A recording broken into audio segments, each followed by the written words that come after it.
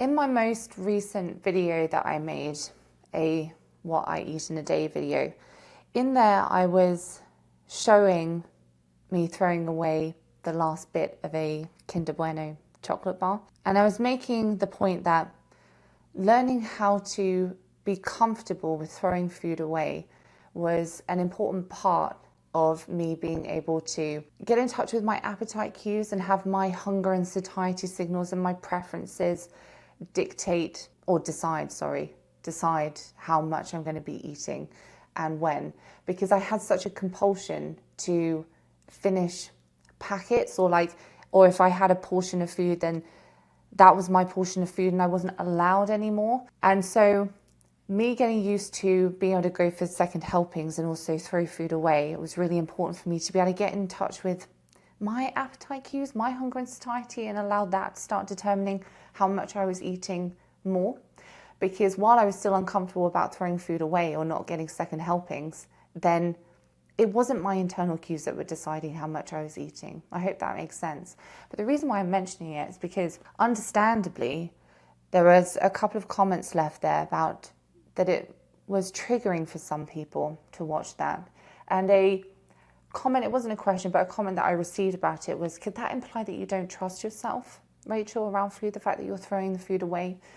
And someone else mentioned that I think the term was, it gave her bad vibes. She said she might be projecting, but if she was doing that, then if she was throwing food away, which she has spent a lot of time, in that state of throwing food away because she didn't trust herself around it, and she needed to get the food out of her house or get the food away from her so that she would stop eating.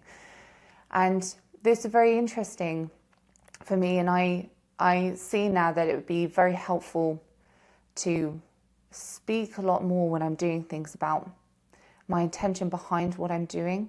If I'm going to do what I eat in a day videos, it's difficult to always share all of the thought process. It's very nuanced, this topic of having a healthy relationship with food. It's very nuanced. But what I've learned is to talk more about how the actions that I'm taking when I'm showing what I'm eating in a day aren't relevant, and speaking about that more often. And it's why I'm not a fan of what I eat in a day videos generally, for someone that's struggling with food anyway. That's my take on it, because what is a what I eat in a day video? Is showing, this is what I'm eating, this is how much I'm eating.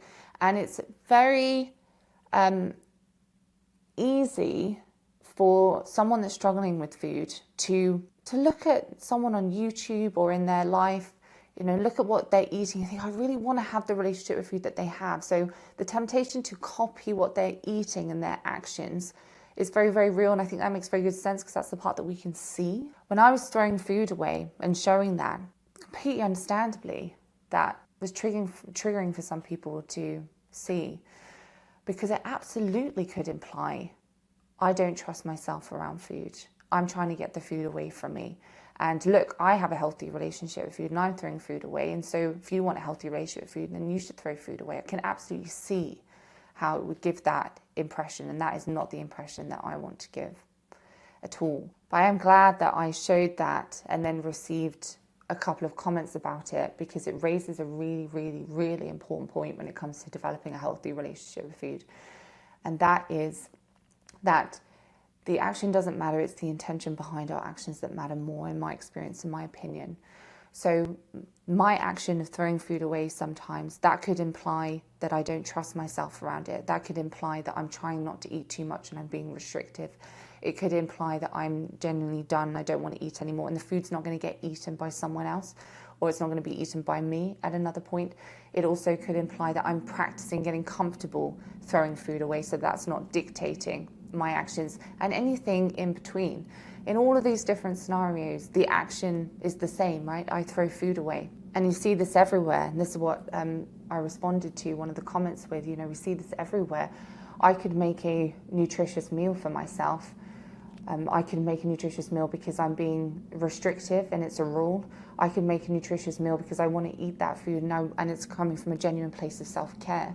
I could go and get second helpings, and it could be because I'm satiated and satisfied, but I'm emotionally eating and I'm procrastinating on going back to work. Or I could be getting a second helping because I'm not yet satiated, I'm not yet satisfied, and I want to feel comfortably satisfied. I could be letting myself go hungry because I'm trying to be restrictive, trying not to eat too much, and I feel good about myself if I'm going hungry. Or I could be going hungry because dinner's going to be in an hour and I really want to be hungry for dinner and enjoy that with my partner. And so when it comes to changing our relationship with food, if that's the thing that we want to change, we don't just want to change our eating, we want to change our lived experience of our relationship with food, then it is far more important to be curious about the intentions behind what we're doing rather than what we're doing themselves. If that makes sense. It overall seems to be helpful for me to make these what I eat in a day videos to show how I'm thinking about food. As people have said, wow, I thought I was the only one that experienced hunger, a lot of hunger before my period, and now I'm recognizing that maybe there's something normal about that and that's okay. Or it's so nice to see someone to be focused on eating enough to feel satiated. That used to scare me, but I can see now that maybe that's okay. It's very validating, is kind of the response that I've got from making a couple of these videos. It can be very validating and just show a different way of being.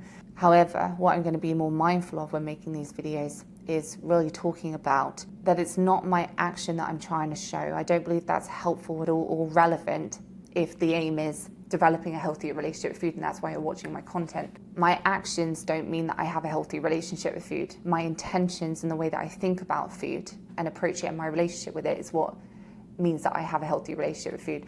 And so that's the part that I'm going to bring to light more and more often. And please ask me, if you're curious, why did you do that? What was your intention behind doing that? I think that's the most fundamentally helpful question, right? I kind of think of it like, if I were to give you a compliment, then it could be the same compliment. I say exactly the same thing. There's two different scenarios, right? In scenario A, I'm giving you a compliment because I want you to like me. I want you to think well of me, and I want you to enjoy hanging out with me. And that's the reason why I'm giving you a compliment. It's about me. It's about my ego. It's about my need for validation, not about you. That's why I'm giving the compliment. And in scenario B, I'm giving you a compliment because there was something that I noticed briefly and I spoke honestly and freely, and I want to support you. And my ego's not in it at all. Whether you like me for it or not is irrelevant to me. I wanted to give you that compliment just because I felt it and I wanted you to have it separate from me. There you can see, it's the same thing that's happened, the same action in both scenarios, but the intention of where it's coming from is entirely different. And they also represent two very different types of relationships, right? It's the same two people involved and it's the same compliment being given, but two very different relationships being shown there. The first, where I'm giving it to you to get that validation, to get you to like me, you could make an argument that that's like an anxious attachment type relationship, or a controlling relationship, or a manipulative relationship. And I don't mean in the extreme sense, I just mean subtly, right? And in scenario B, that's more indicative of a secure attachment relationship, of an interdependent relationship.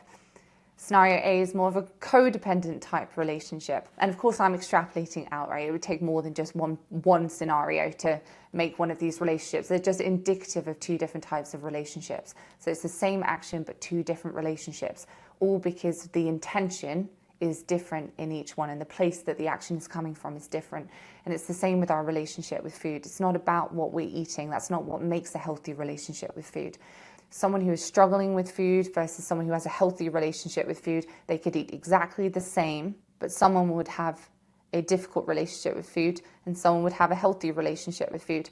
The actions don't matter. It's the intention behind the actions that matter and where it's coming from. So thank you for raising these things when you see them. Thank you to both of you that left these comments about, could that imply that you don't trust yourself, Rachel, around food when you throw it away? Because yes, it absolutely could imply that. And it's so important that you ask and that we talk about it, because it gives rise to really, hopefully helpful conversations about it. If you want to learn more about developing a healthy relationship with food, then I've made so many videos on this channel speaking about exactly that, practical things and conceptual things. I'll leave a few of my most popular videos down below, and also you can check out on my channel to see if there's anything that you think could be helpful for you. Thank you so much for watching, lovely, and I'll see you in the next one.